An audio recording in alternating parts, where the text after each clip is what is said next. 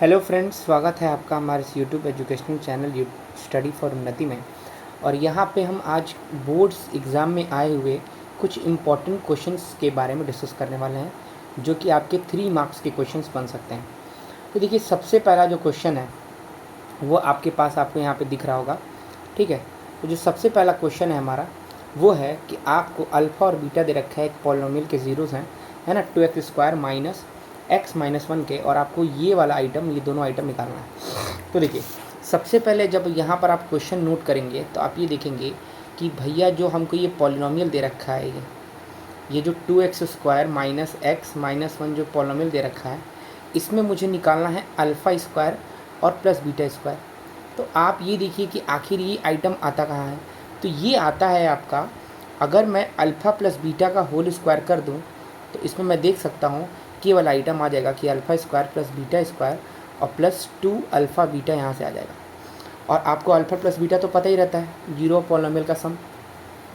तो alpha plus beta यहाँ से आप निकालेंगे तो ये आपका आ जाएगा माइनस बी, यानी कि प्लस 1/2 का स्क्वायर माइनस बी। देखिए, अल्फ़ा प्लस बीटा आ गया, माइनस है तो प्लस हो गया माइनस बी बाई ए का स्क्वायर इज इक्वल टू, आपको पता है कि alpha square plus beta square जो कि इसको चाहिए आपको, और प्लस 2 इंटू अल्फ़ा बीटा को निकालेंगे तो आ जाएगा -1/2। अब ये हो जाएगा आपका 1/4 इज इक्वल टू, ये वाली वैल्यू आपको चाहिए। ठीक है, और यहाँ से 2 चला गया, -1 बच रहा। अब इसको इधर ला के आप ऐड कर दीजिए। जब आप ऐड करेंगे तो हो जाएगा अल्फ़ा स्क्वायर और प्लस बीटा स्क्वायर की जो वैल्यू होगी वो 1/4 में +1 हो जाएगी। इसका मतलब कि 5/4 इसका आपका आंसर आ चुका है। तो इस तरीके से आप फटाक से बिना जीरो निकाले और ये वाला वैल्यू निकाल दिए। फिर नेक्स्ट आपको चाहिए अगर अल्फ़ा माइनस बीटा चाहिए। आपको अगर अल्फ़ा माइनस बीटा चाहिए तो इसके लिए हमेशा ध्यान रखिएगा कि अल्फ़ा माइनस बीटा का जो होल स्क्वायर होता है, in terms of alpha plus beta की बात करें, alpha minus beta in terms of alpha plus beta, तो इसका स्क्वायर और -4 अल्फ़ा बीटा के बराबर होता है।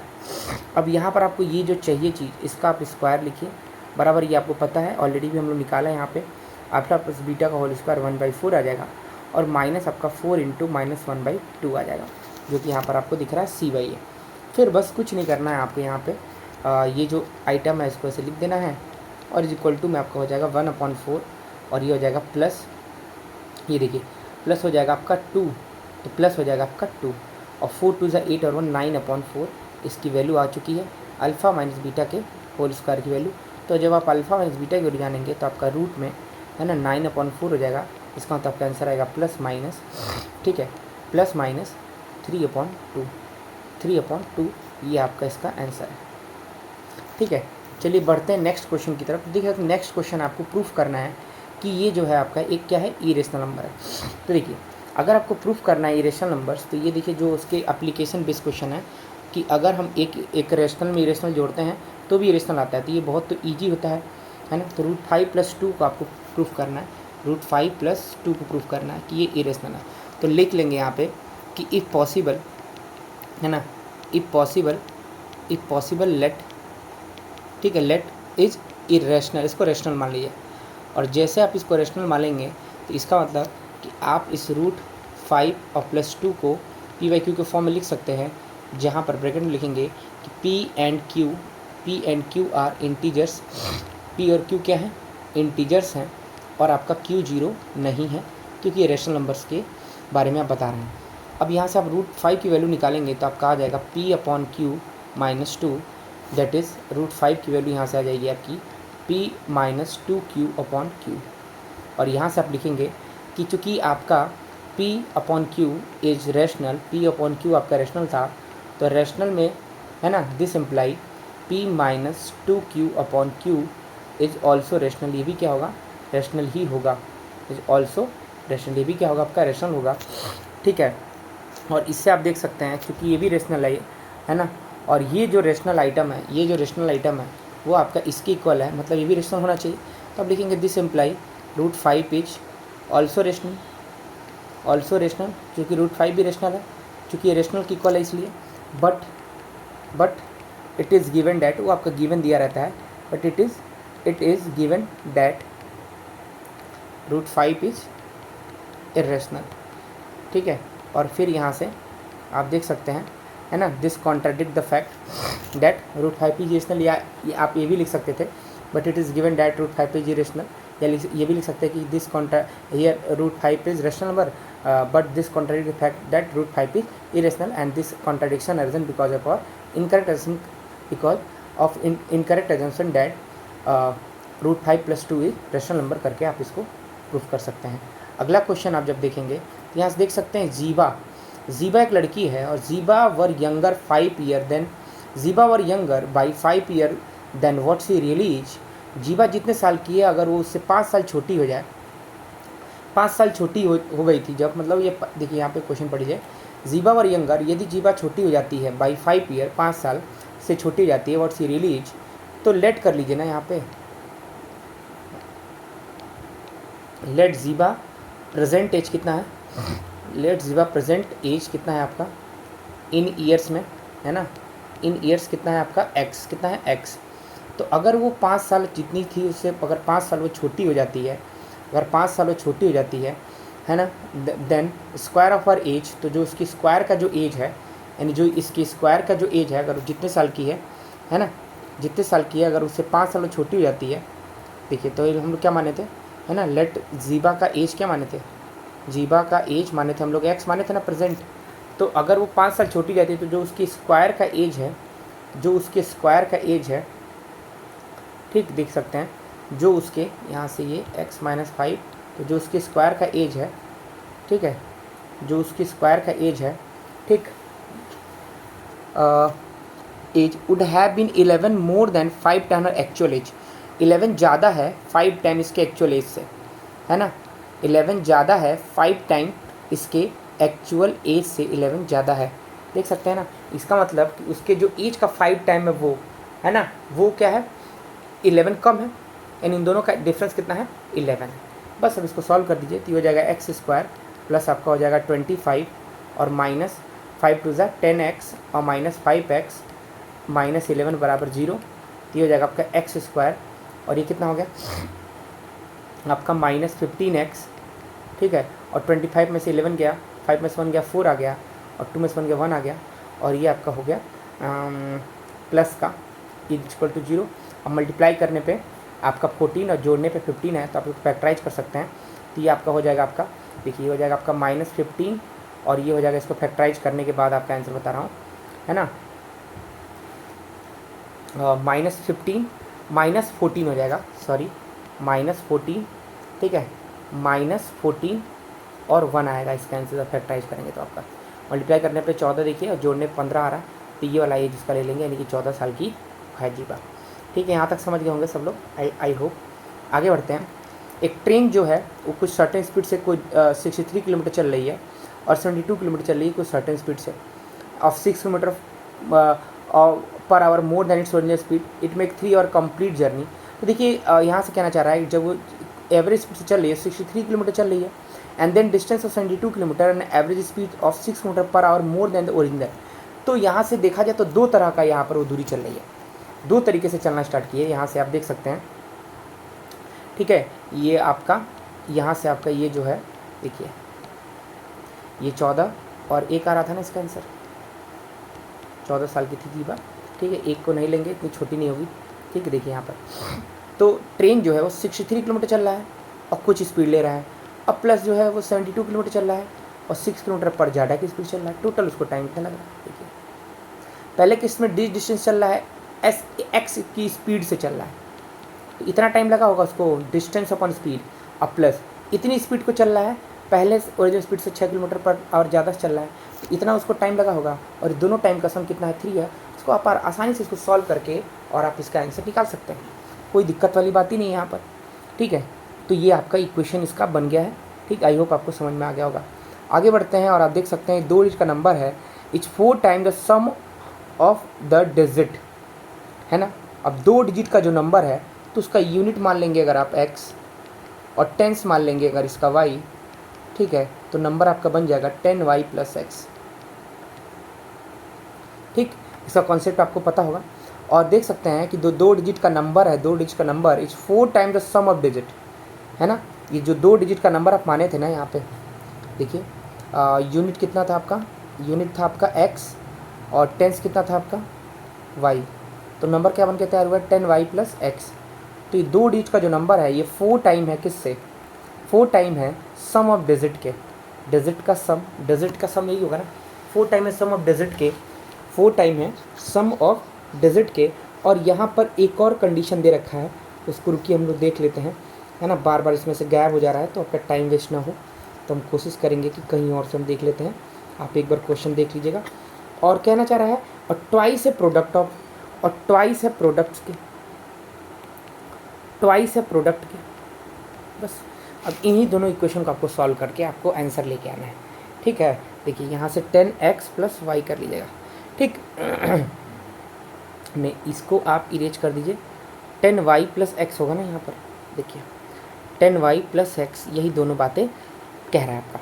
तो आप देख सकते हैं, आप इन दोनों को इक्वेट करके भी आंसर ला सकते हैं फट से। तो ये आपका हो जाएगा 4x + y इक्वल होगा 2xy के इक्वल होगा, क्योंकि देखिए दोनों एक ही टर्म, ये भी इसकी इक्वल है, ये भी इसकी इक्वल है, तो ये दोनों आपस में इक्वल हो जाएंगे। अब देखिए यहाँ से 2 जब 4 कट गया तो आ गया 2x + 2y = xy। यहाँ से क्लियर है, कोई दिक्कत नहीं है। और यहाँ से आप देखेंगे कि आपका जो है, यहाँ से आप देखेंगे तो आपका जो है 2 कॉमन ले लेंगे, 2 कॉमन लेंगे तो यहाँ पे सम डिजिट आ जाएगा = xy/2 के बराबर आ जाएगा, सम ऑफ डिजिट आ जाएगा आपका, ठीक है। यहाँ से देख सकते हैं, इसमें से 2 कॉमन लिखे और इसके नीचे भेज दिया गया है, 2 कॉमन लिखे इसके नीचे भेज दिया, तो x + y xy/2 के बराबर है। अब यहाँ पे आप इसका यूटिलाइज करिए, आपको पता है कि भैया 10y + x बराबर क्या है, 10y + x, इस वाली इक्वेशन को ले लेता हूँ, = 2xy है, ठीक। और आपको पता है यहाँ से कि xy की वैल्यू भी तो निकाल सकते हैं, xy की वैल्यू भी तो यहाँ से हो जाएगी, अगर xy की वैल्यू निकालें तो भी तो हो जा रहा है यहाँ पे 2x + y, बोलिए यहाँ पे xy की वैल्यू 2xy नहीं रख देंगे तो हो जाएगा 10y + x = 2 इंटू xy की वैल्यू क्या आ जाएगी 2 इंटू x + y। अब यहाँ से आपका देखिए हो जाएगा 4, यहाँ से हो जाएगा 10y और + x = 4x + 4y, ठीक। और यहाँ से ये आ जाएगा इधर उधर, तो ये इसको इधर कर दीजिए तो हो जाएगा 3x = ये आपका इधर आ जाएगा तो हो जाएगा आपका 6y आ जाएगा, ठीक है। तो आप देख रहे हैं यहाँ पर कि जो नंबर है आपका, आई थिंक जो है यहाँ से आप xy का रेशियो निकाल के भी कर सकते हैं, या आप जो है कि सॉल्व भी कर सकते हैं, कोई दिक्कत नहीं। देखिए 4x इधर आया तो 3x हो गया, और इधर आया तो इतना हो गया, तो आप देख सकते हैं 3 2 जा तो हो जाएगा x = 2y, और यहाँ से जब आप x y निकालेंगे तो आपका 2:1 आ जाएगा, यानी जो नंबर है ना उनका रेशियो 2:1 है। और अगर हम मान भी लेते हैं कि वो नंबर 36 है तो आइए वेरीफाई कर लेते हैं, क्या इसका 36 जो है, और क्या ये नंबर इसके सम ऑफ डिजिट के 4 गुना है, तो 6 3 9 और 4 36, देखिए मैच कर रहा है ना। और क्या ये 36 इनके प्रोडक्ट के 2 गुना है, तो 6 3 18 दूना 36, यानी आपका नंबर 36 ही है। और आप कहेंगे सर हम लोग कैसे निकालेंगे, तो x की वैल्यू 2y आ गई ना, अब इसमें से कहीं रख दीजिए ना, किसी में रख के और आप कर लीजिए ना, कोई दिक्कत नहीं है, यही रख दीजिए, x की वैल्यू 2y है ना, यहाँ रख के आप बना सकते हैं, ठीक है। अब अगला क्वेश्चन आप देख सकते हैं यहाँ पर है कि the denominator of fraction greater than numerator by 11। अब एक फ्रैक्शन है, उसका डिनोमिनेटर उसके न्यूमरेटर से 11 ज़्यादा है, देख सकते हैं यहाँ पर, ठीक है। और if 8 added to the both numerator denominator the reduce to 1/3। अब यहाँ पे आप ये देख सकते हैं कि एक फ्रैक्शन तो मैं मान लेता हूँ, यहाँ से मैं मान लेता हूँ कि भैया न्यूमरेटर आपका x है, लेट कर लेते हैं, लेट न्यूमरेटर कितना है, न्यूमरेटर आपका कितना है x है, और डिनोमिनेटर कितना है y है, डिनोमिनेटर कितना है आपका y है, और x - y = 11 बन जाएगा, क्योंकि क्वेश्चन में कह रहा है आपका कि न्यूमरेटर जो है denominator of fraction is more than. अच्छा इसको आप उल्टा कर लीजिए, कोई दिक्कत नहीं है, इसको आप ऐसे कर लीजिए कि y - x आपका, क्योंकि देखिए जब ज़्यादा कह देना तो ये समझ जाइएगा कि उन दोनों का डिफरेंस उतना ही है जितना उससे ज़्यादा होगा, ऑब्वियस सी बात है, ठीक है। ये आपका पहले क्वेश्चन बन जाएगा, क्योंकि डिनोमिनेटर जो है of fraction is greater than numerator. अब कहना चाह रहा है दोनों में अगर हम 11 ऐड कर देंगे, दोनों में 8 ऐड कर देंगे, 8 ऐड कर देंगे, देखिए दोनों में अगर 8 ऐड कर देते हैं तो ये रिड्यूस 1/3 हो जाता है। अब यहाँ सॉल्व कर देंगे तो हो जाएगा 3x + 8 3 24 = y + 8, और यहाँ से आप चाहें तो y की वैल्यू ही निकाल लीजिए तो आ जाएगा 11 + x आ जाएगा, और यहाँ ला के रख सकते हैं आप, तो हो जाएगा 3x + 24 = y की वैल्यू क्या आ जाएगा 11 + x + 8। अब देख सकते हैं यहाँ से आप एक्स की वैल्यू निकाल लेंगे बड़े आसानी से। तो इधर आ जाएगा तो हो जाएगा 2x is equal to 11 to 19 में से ये जाएगा नंबर, तो ये देखिए कितना हो गया और 19, और यहाँ से आप 11 8, 1 मिनट रुकिए कहीं गलती तो नहीं हो गया ना, और 3x और 3 8 24 और y प्लस 1 बचेगा, कोई दिक्कत नहीं है। और डिनोमिनेटर माइनस न्यूमरेटर बराबर 11 आ रहा था, तो y की वैल्यू आ जाएगी 11 प्लस x आ जाएगा, और यहाँ y की वैल्यू 11 प्लस x रख देंगे तो 11 to 19 हो गया, ठीक है। और ये इधर आ गया तो उतना हो गया, और ये इधर चला जाएगा तो आपका हो जाएगा 19, ये देखिए 19 और ये -24, तो 2x की वैल्यू कितनी आ गई आपकी 19 में से आपका 24 चला गया तो कितना बच गया 5, तो x की वैल्यू कितनी आ रही है 5/2, -5/2 आ रही है। और y की वैल्यू निकाल लीजिए तो y इक्वल टू आ जाएगा 11 प्लस x आ जाएगा, तो यानी y इक्वल टू कितना हो जाएगा 11 माइनस 5/2, इसका मतलब कि y इक्वल टू आ जाएगा 22 माइनस 5/2, इसका मतलब y की वैल्यू कितनी आ रही है, y की वैल्यू आ रही है 18 और 22 चला गया तो हो गया आपका 17/2। तो आपका x अपॉन y फ्रैक्शन था, तो फ्रैक्शन क्या हो गया -5/2 डिवाइडेड बाई 17/2, यानी -5/2 इंटू 2/17, 2 से 2 कट गया, आई थिंक मे बी 15/5/17 आपका आंसर आना चाहिए, ठीक है। क्वेश्चन को एक बार और पढ़ लीजिए। क्वेश्चन कह रहा है कि अगर हम उसमें 8 added to the both numerator and denominator it reduces to 1, find the fraction. और 8 दोनों में ऐड कर दिया मैंने, तो आपका देखिए न्यूमरेटर x था, डिनोमिनेटर y था, और यहाँ पे 3x प्लस 3 8 जा 24 और y प्लस 8 आ गया 3x है, और y की जगह 11 प्लस x रख दी क्योंकि दोनों का डिफरेंस इतना था, तो y की वैल्यू यहाँ से 11 प्लस x आ जाएगी, और यहाँ से 3x plus 24 equal to y plus 8 रख दी, y की वैल्यू 11 प्लस x रख दी, और 11 to 19 हो गया, और यहाँ से आपका 3 में से 1 गया 2 बचा, और देखिए बाकी सारी चीज़ें तो सही है, एक बार देख लीजिएगा, कोई दिक्कत हो तो बताइएगा। अगला क्वेश्चन है, और ये last question, the area of rectangle reduce by 8 centimetre का। देखिए एरिया ऑफ रेक्टेंगल 8 से घट जाता है, तो मान लीजिए कि ये x था और ये कितना था आपका y था, ये लेंथ आपका ब्रेथ मान लीजिए, तो अगर लेंथ ब्रेथ ये थे तो इसका एरिया क्या आता, इसका एरिया जाता है आपका XY, कितना आ जाता है एरिया XY।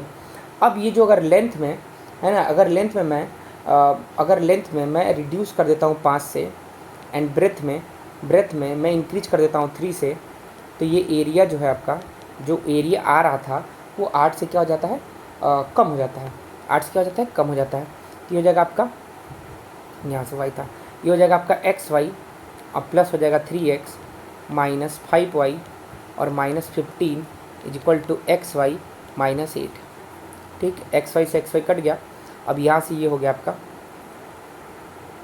ठीक है, XY से XY कट गया, और ये आपका हो गया 3x है ना, 3x और -5y इज इक्वल टू -8 इधर है 15 जाएगा तो +7 आपका आंसर आ जाएगा। ये पहले क्वेश्चन बन गया। अब कहना चाह रहा है यहाँ पे अगर मैं लेंथ को, यहाँ से अगला कंडीशन है, if we increase the length by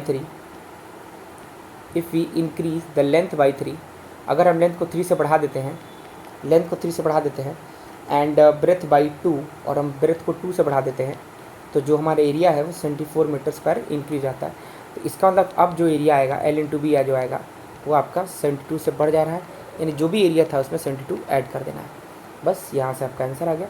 तो ये हो जाएगा आपका देखिए XY और प्लस आ जाएगा 2x और प्लस आ जाएगा 3y और प्लस आ जाएगा 6 बराबर है XY और प्लस 74 है, सॉरी 74, ठीक 74, देखिए x कट गया तो बच गया आपका 2x plus 3y is equal to 74 minus 6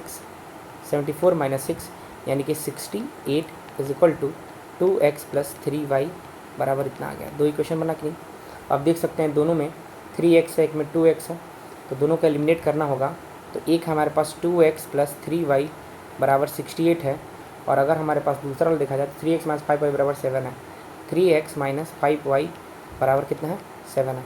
अब इसमें मल्टीप्लाई कर दीजिए आप 3 से, इसमें कर दीजिए 2 से, और एलिमिनेट कर दीजिए बाई रिडक्शन, है ना, रिडक्शन करके आप इसको आसानी से क्या कर सकते हैं, एलिमिनेट कर सकते हैं।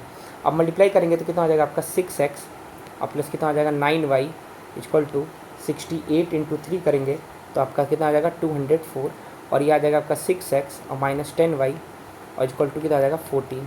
यहाँ से आप देख सकते हैं माइनस प्लस और माइनस होकर कट जाएगा, और 10 9 कितना आ गया आपका 19 आ गया। कितना आ गया 19 आ गया।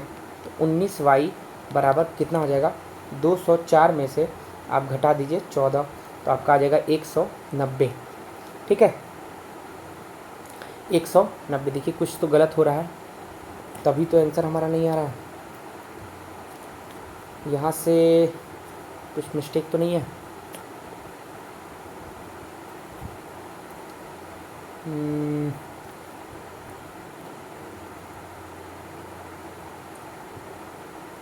3x 5y -15 8 -8 प्लस उधर गया 7 हो गया। ठीक है, और ये आपका xy हो गया 2x 3y 6 बराबर xy 74, और यहाँ से आपका हो गया ये 2x 3y equal to 74 -6 68 2x 3y 78 2 से किए 3 से किए 2 से किए, और 3 2 जा 3 3 जा 3 इतना, और 2 3 जा 2 5 जा 2 7 जा 14 हो गया, और ये आपका 6 हो गया, और ये यहाँ पर माइनस था तो प्लस हो जाएगा, 10 19 हो गया, और यहाँ पर आपका प्लस था तो क्या हो जाएगा माइनस हो जाएगा, और यहाँ से आपका हो जाएगा ये 19 इक्वल टू 190। तो यहाँ से देखिए कुछ तो मिस्टेक आ रहा है, और इसको एक बार तो चेक करना ही पड़ेगा। एक बार क्वेश्चन फिर से पढ़ लीजिए। आप लोग की एरिया जो है वो रेक्टेंगल का रिड्यूस हो जा रहा है 8 से। ठीक है, एरिया जो है वो 8 से रिड्यूस हो रहा है। तो किसको एक बार मैं चेक कर लेता हूँ।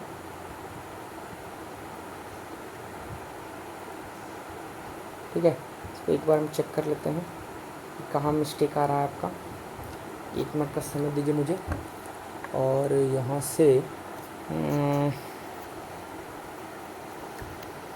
ठीक है कोई दिक्कत नहीं है।